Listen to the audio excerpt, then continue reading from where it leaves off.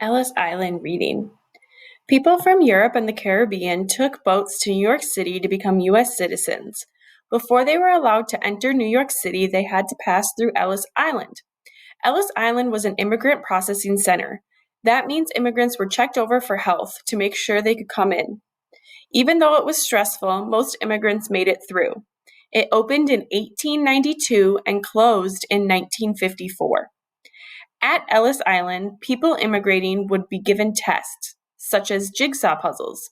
They had to prove they were smart enough to enter the United States.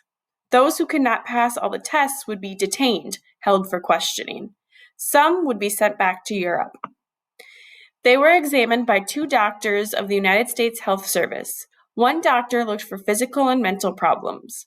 When the doctor thought an immigrant might be sick, they received a chalk mark on their right shoulder for further inspection. L for lameness, which meant like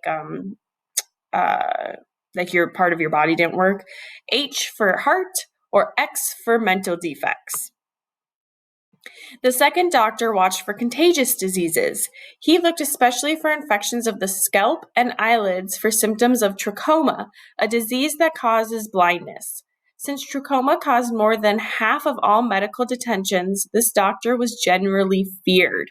He stood directly in the immigrant's path. With a swift movement, he would grab the immigrant's eyelid, pull it up, and peer beneath it. If all was well, the immigrant was passed on. The writer, Angelo Pellegrini, has recalled his own family's detention at Ellis Island. We lived there for 3 days, mother and we 5 children, the youngest of whom was 3 years old.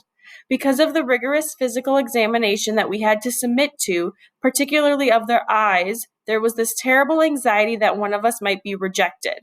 And if one of us was, what would the rest of the family do?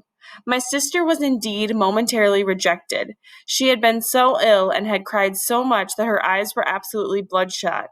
And mother was told, well, we can't let her in. She has trachoma.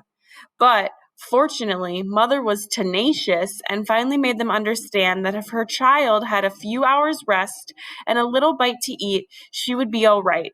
In the end, we did get through. Arriving to America was filled with great anxiety. However, most were accepted.